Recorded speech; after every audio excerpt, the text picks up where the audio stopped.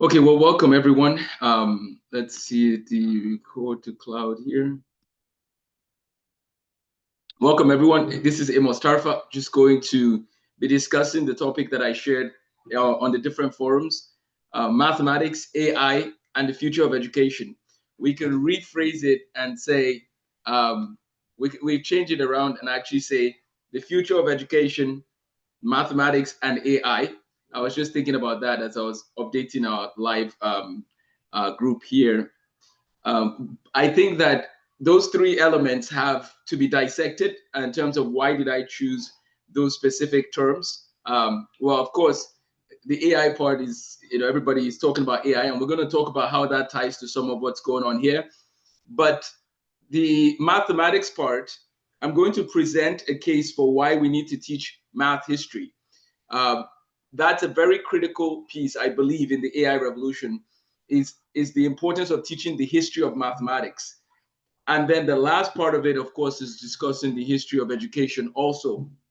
So we're going to spend a couple of weeks on this topic.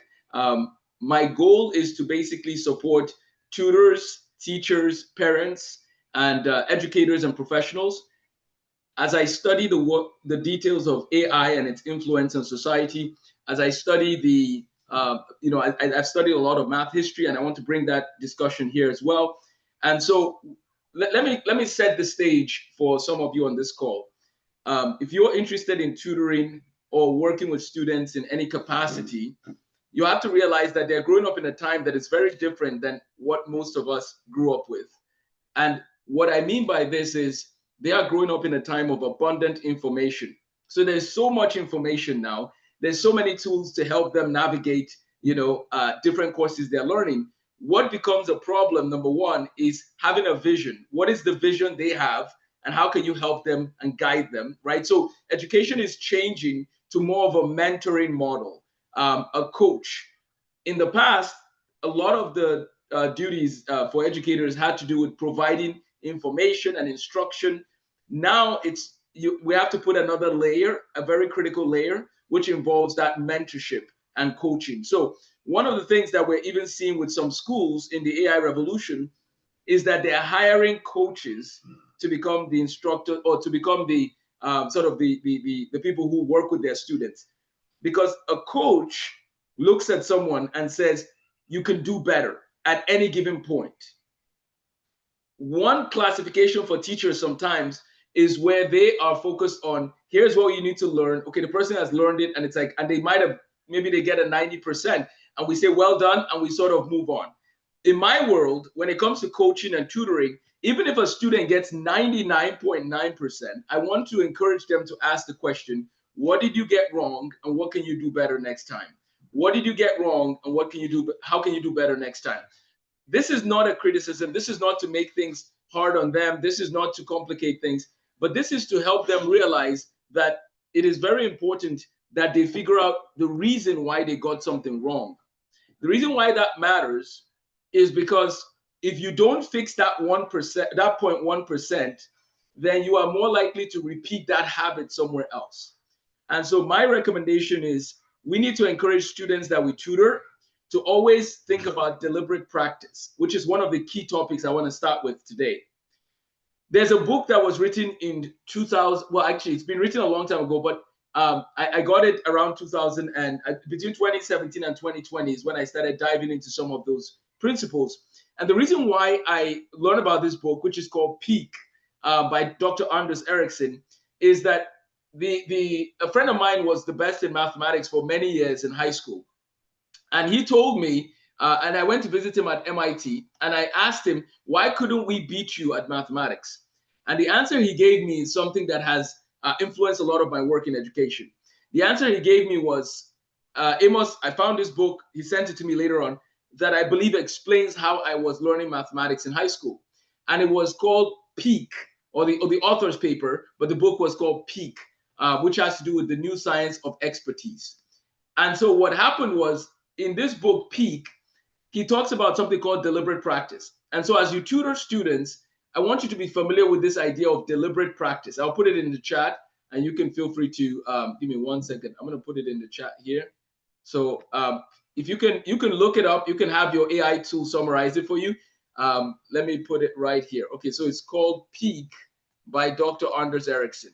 It's one of the first books I would recommend for anybody who wants to tutor. Peak by Dr. Anders Ericsson. And Dr. Anders Ericsson talks about deliberate practice. Deliberate practice is this ability, well, let's put that there too, is this ability to assess things, break them down to individual components and see what do I need to do to master the overall goal, but making sure that I've figured out every gap or every step. So we have to break tasks down. We have to understand how to practice and where there's a shortcoming, what to do to go past that shortcoming. And then we need a coach, a mentor, we need a guide, we need somebody to keep us going, somebody who understands the big picture of that particular subject matter. So as you tutor, I think it's very critical that you're helping your students to see where are the gaps in their knowledge. But in order to understand the gaps in their knowledge, that's where counting to calculus comes in. The idea of counting to calculus is that if you have 250 topics you need to know from counting to calculus, how are you doing as a tutor when you look at a student working on those 250 topics? How are you able to help them navigate the journey from counting to calculus in the most efficient way? There are times where they might have to go back to another topic. For example, if they're working on fractions and they're not doing it as well, or they're struggling, maybe they need to go work on prime factorization or prime numbers. So we need to work on this idea of how to connect every topic from counting to calculus. And that's part of what I provide in the roadmap that I've put together called Counting to Calculus. I have a free resource for all the tutors and all the teachers and educators called Tools for Mastering Mathematics. Tools for Mastering Mathematics. And there's a PowerPoint I'll be presenting on probably more next week, but I have a presentation on that as well. So Tools for Mastering Mathematics is a very critical resource. And you can find it online for free. It's on my website, livingsensibly.org, and also countingtocalculus.org.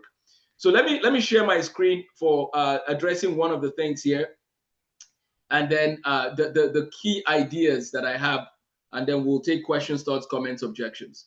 So let me pull it up here. I'm just going to share my screen.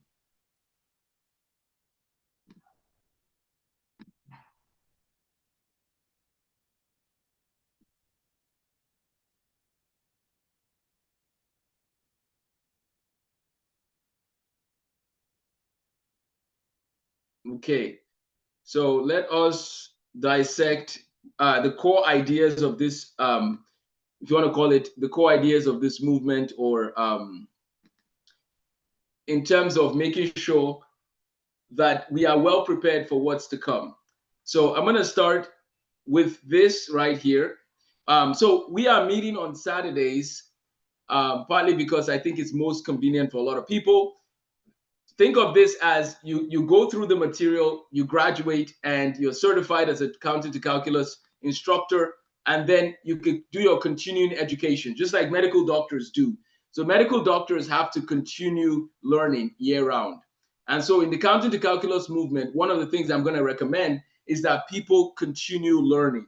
I think that that's going to be very critical for the age that we're in. Every week, there's new tools that come out. There's different things that I want to, that people should be exploring. And so on Saturdays at 9 a.m. Eastern, what I will plan to do is just spend about 30 minutes going over some of the big headlines for the week, some of the items, the tools, the AI tools. Like, for example, the biggest ones that I recommend right now would be the 3 AI tools that I use the most would be Perplexity, Manus AI, and Claude, Anthropic Claude.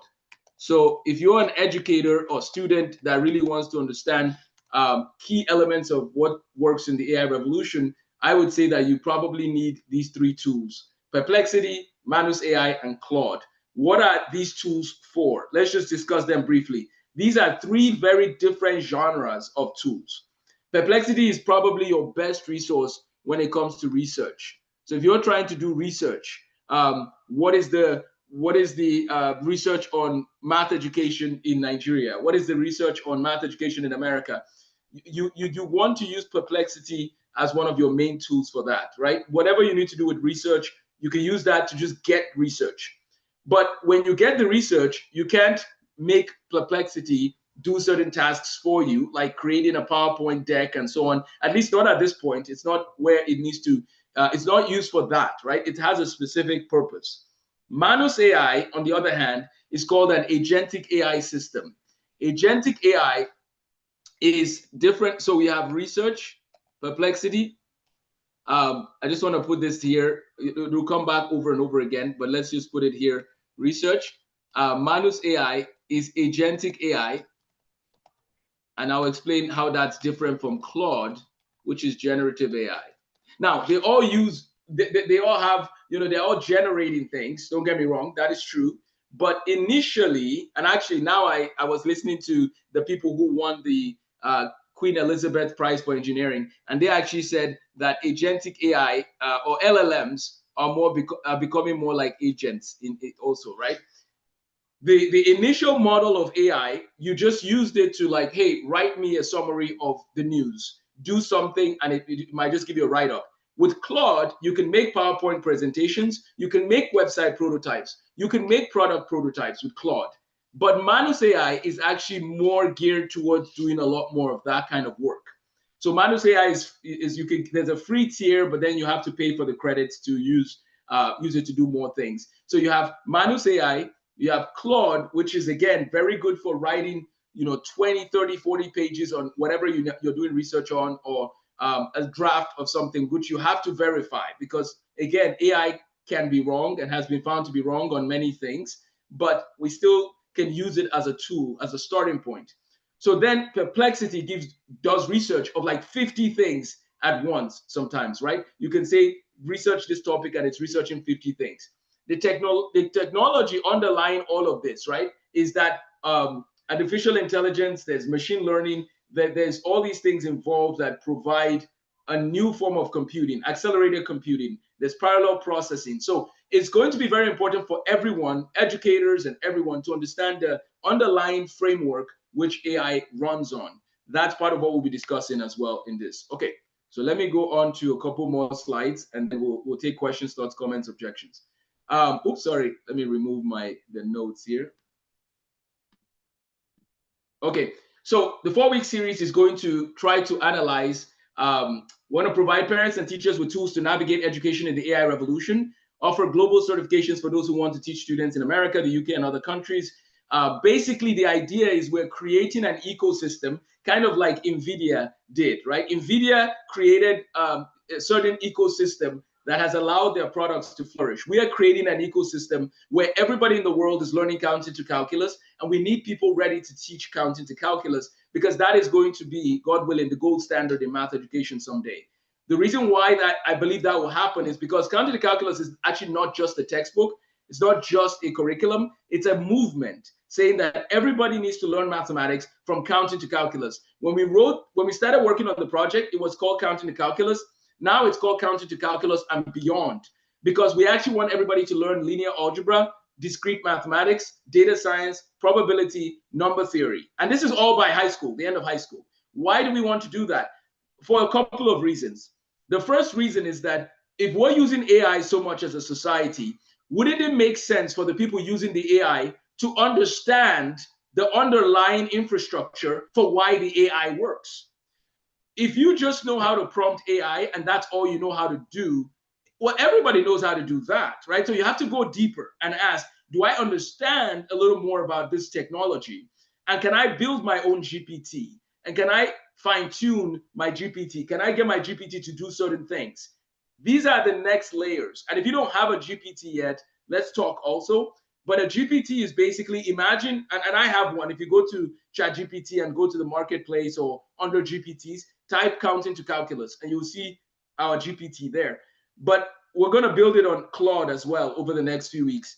What I want to say is that if everybody's prompting AI, then you don't want to stop at the prompting phase. You want to go one layer. You want to go deeper.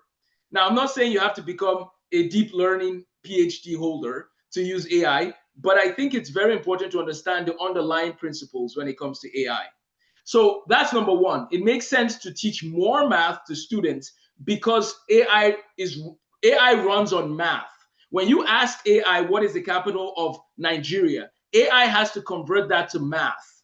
literally. And then it has to use linear algebra, and then it has to use probability, and then it gives you back that answer, right? There's other things involved, but it gives you back that answer. But there was a lot of math involved.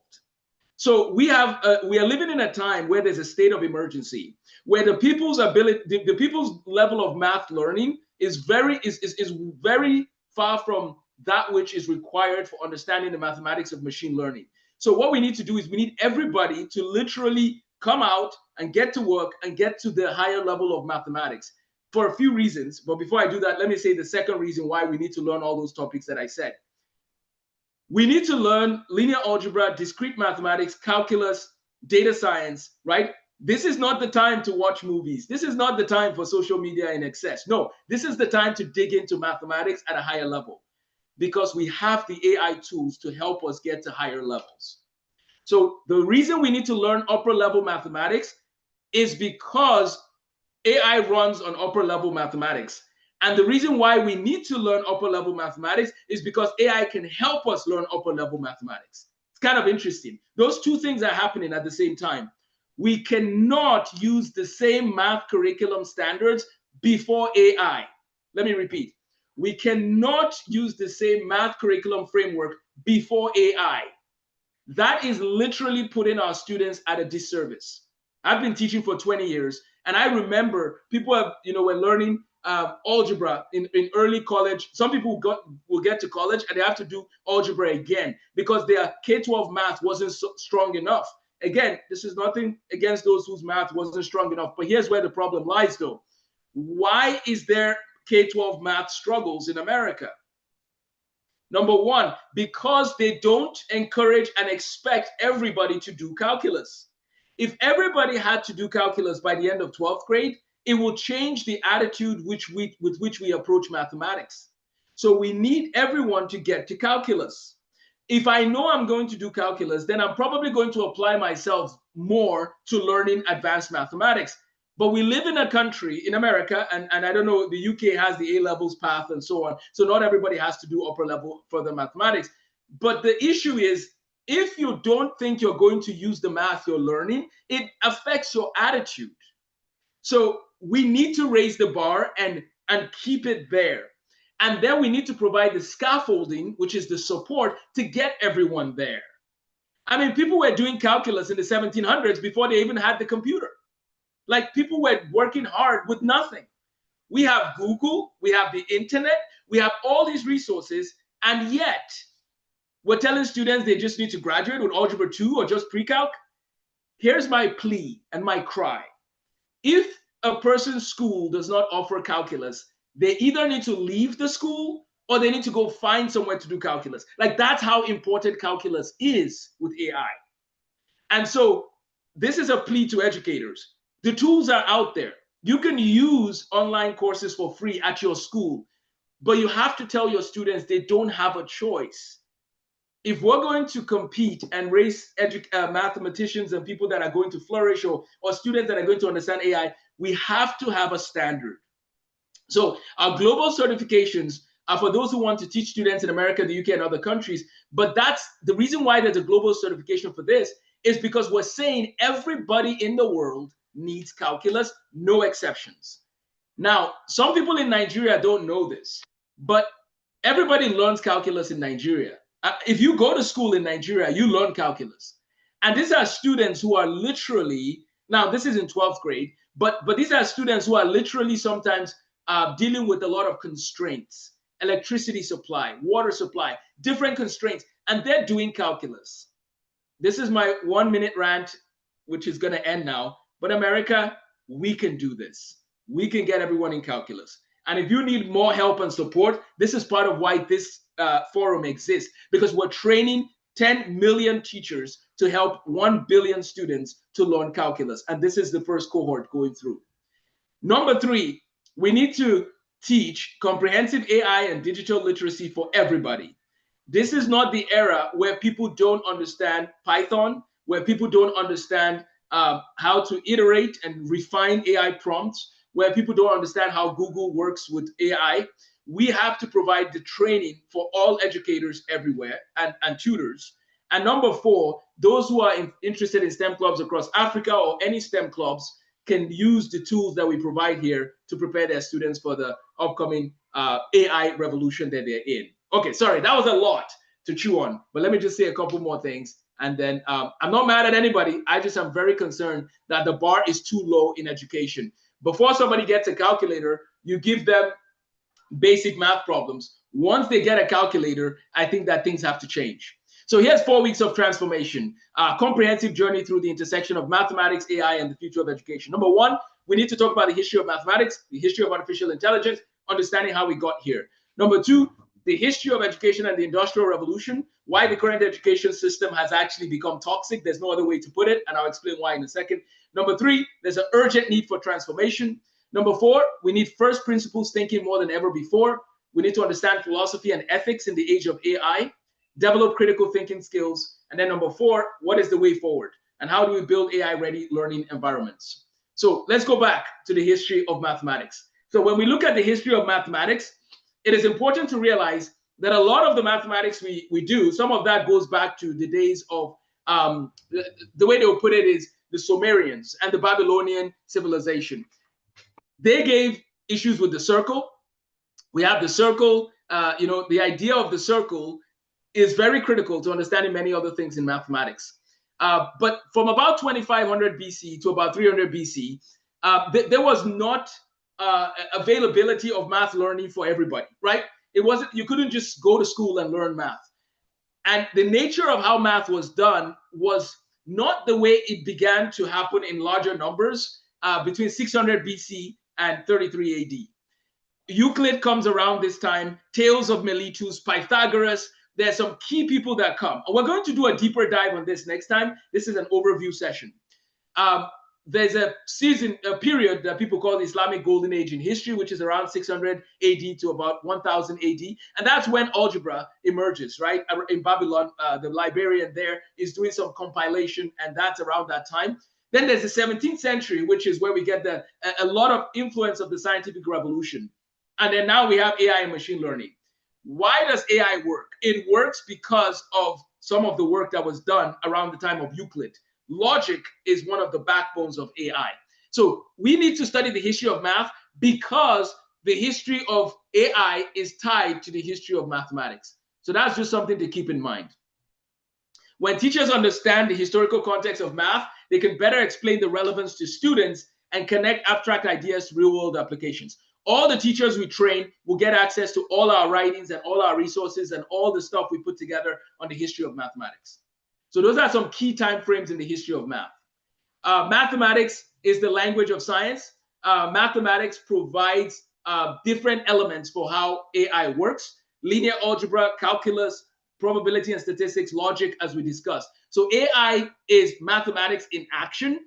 There's a lot of things in AI we still don't understand. There's even the top AI researchers would tell you there's some details we're still trying to iron out. There's a problem called the black box problem, where we don't even understand, sometimes we don't understand why the output was the way it was in full detail. There's elements of it that, it's amazing, but we don't fully understand. If you understand AI, then you can go deeper. Alan Turing proposed the Turing test. He also asked the question, can machines think? That was part of what he set out to do. This was around World War II. Alan Turing was involved with the Enigma. They broke the code that helped, basically, I would argue, end World War II earlier than it would have. And so we can talk about that also. But every educator needs to create their own PowerPoint slides explaining a brief overview of the history of AI. The Dartmouth Conference is when AI was born as a field around 1956. And then we have the Deep Blue defeats World Test Champion in 1997, and then AlphaGo in 2017. Those are some key periods in the history of AI. Okay, so then 2012, the deep learning revolution, we see more of that. We talked about AlphaGo briefly. ChatGPT comes out in 2022, November. Actually, now it's been 3 years. Look what has happened in 3 years. Somebody made a comment recently saying, what do you think will happen in the next 3 years, right? Very interesting times. AI moves at a very fast exponential pace, it seems. Now, AI has been integrated in every sector. Medicine is now employing AI. Every sector is going to be affected by AI. So we need to understand that as we're teaching our students, the fact that every sector will be affected by AI.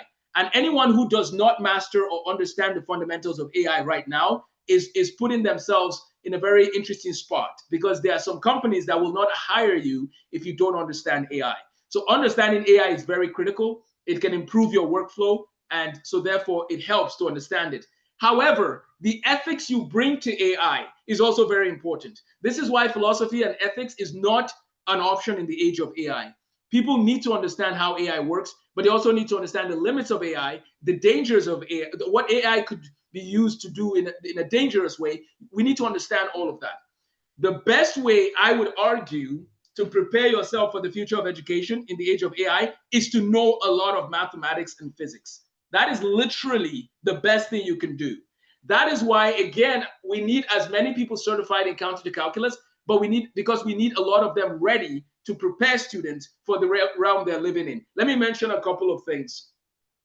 And you could go back and watch this replay. We're recording this, right? Number one is we have AI, which depends on mathematics. Number two, we have quantum computing, which depends on mathematics and physics. Number three, we have space tourism and those who are interested in going to space and Mars. I'm not going to Mars, but for those of you who want to go, right? All three categories require what? Mathematics. Mathematics is going to become like, the math people are going to be the coolest people, right? Because they are going to be essential to all these layers, or at least having deep mathematical understanding. The ethics of AI is critical, right? We are dealing with the implications of AI at the same time it is being created and deployed. Studying philosophy is no longer optional for educators. We must model ethical thinking and help young people develop the moral compass to guide their technological progress. There's a man called General Omar Bradley, and he mentioned this as well. He says, basically, we have become giants in technology, but infants in faith and morals. We need to deal with the ethics. I just saw some AI tools that were developed recently, and I told my wife that I can't believe what is happening. Like the ethics, people are using AI to do certain things that I would argue are very, very questionable. So we need to be wrestling with those things, right? How AI is deployed. Is it helping human flourishing? Is it helping our moral imagination? Or is it causing more problems? We need more human interaction, collaboration, and engagement with humans more than ever before. There are places that I want to argue should be AI-free zones, smart-free zones, so we can talk to one another. And then, of course, we can use AI and other tools when we leave these zones. But we need a place to just really help encourage one another. That is my argument with the ethics of AI. Okay, the system, right? Let's begin to land our plane. Let me take a couple more minutes, maybe 5 minutes here, if you don't mind, and then we'll land our plane. We inherited a system of education from the Industrial Revolution. The interesting thing to keep in mind is that in the Industrial Revolution, there was standardized curriculum for all students, age-based grade levels, emphasis on memorization and compliance, the teacher as authority figure dispensing knowledge, right? Because that teacher had resources they could study, and then they were giving that knowledge to students. That's part of what was happening in the Industrial Revolution.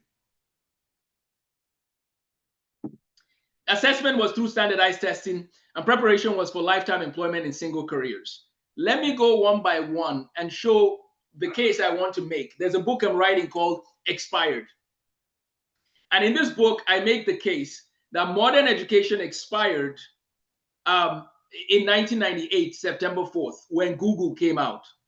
But modern education became toxic in 2025, when AI and agentic AI began to rise. Why do I say that? Let's go down the list. Number one, the Industrial Revolution education system was standardized curriculum for all students. Why would we standardize education for all students now when they can all build their GPTs, have access to Google, have access to Zoom, and sometimes mentors that are willing to meet with them virtually from around the world? Why would we use the same curriculum for everybody? That doesn't make sense. And as a matter of fact, that actually can do a disservice to students. That's number one. So you guys will see the case I'm trying to make. The Industrial Revolution education system is not only expired, it's actually toxic because it's wasting people's time. That's number one. when you look at standard curriculum, and I know there's principals on this call, I know there's owners of schools that join this call, but please know that I'm coming from a place of saying we need to do something fast to revise what we're doing in our schools. Otherwise, our schools become obsolete. I see someone has raised their hand, and so I'll take a question here in a second. Give me 1 second. Can you put it in the chat? Let me see. Give me 1 second. Do you want to go ahead? Or I can come to it at the end. Oh, there's more. Oh boy. Okay, this is getting intense. Okay, we're gonna take the 2 comments here in a second. Give me 1 second. Let me land this case because that was very intense what I said, and then I'll pan it on for questions, thoughts, comments, objections. This might actually be a good place to wrap up today's session. Give me 1 second. Okay, yeah, I'm gonna stop. Let me go back. I'm gonna stop on this slide, and then we'll take questions, thoughts, comments, objections. The reason why I say that it has become toxic is that number one, AI can recall facts instantly fast, and you can build your own GPT and you can improve your own GPT and your AI systems. But forget about AI. You can use Google to pull up some of these details. You should still memorize certain things, especially in your field. Number two, compliance over creativity. The idea of compliance can become a disservice when we don't allow people to be creative and we put them in a box. Number three, AI allows you to customize learning. Industrial model forces everybody to follow a certain path. I was doing my work in custom-made education 10 years ago. Let me repeat. I was doing my work in customizing education for students 10 years ago when there was no AI for us. Now there's AI, and it definitely helps to scale that up. But we need to remember that education was expired before AI. It didn't expire because of AI. AI actually just shows the shortcomings. Number four, AI disrupts all industries and students need adaptability. Every student needs to be ready to have like 5 to 10 careers in their lives. Every student needs to be ready to have 5 to 10 careers. They need to be ready to have 10 to 20 different things they're going to learn throughout their careers. Like I'm still learning. As a physicist, I'm learning every single week new things. We have to be teachable. That's going to be the how to learn is going to be the key ingredient. It's no longer what to learn, it's how to learn. The teacher as sole knowledge source is no longer the case. It's no longer valid. And as a matter of fact, if you are in a school or in a classroom where you're not learning because the educator that has been tasked to teach, again, I want educators to flourish. But I want to also mention that there are times where a student will struggle to learn. Like some of my students might struggle to learn certain things from me. They should go to YouTube and supplement. They should go to other places and supplement. They should never think, this is my teacher, this is my textbook, so I'm stuck. Schools using the Industrial Revolution methods without context are preparing students for a world that no longer exists. The opportunity, right? Schools that transform can prepare students to thrive as creators and ethical people that can change things, ethical leaders in this age that we're living in. I have a short clip that I have to play for you to understand why I'm saying this. But I know there's hands up, there's questions, and we're going to discuss that. But let me wrap up with this. And then I do want to play you that short clip, if you don't mind, please, because I think it might answer the question. We cannot teach today the way people learned 100 years ago. That is not healthy for our students. Because the world they're entering is a world where they are using AI to augment their learning. I don't think it is fair to them to teach the way things were done 100 years ago. What used to take 1 year to complete should take 4 months at the most to complete. More reasonably, 2 to 3 months, because they have AI, if it's a matter of volume of knowledge. And this is especially for primary 6 to SS3 students.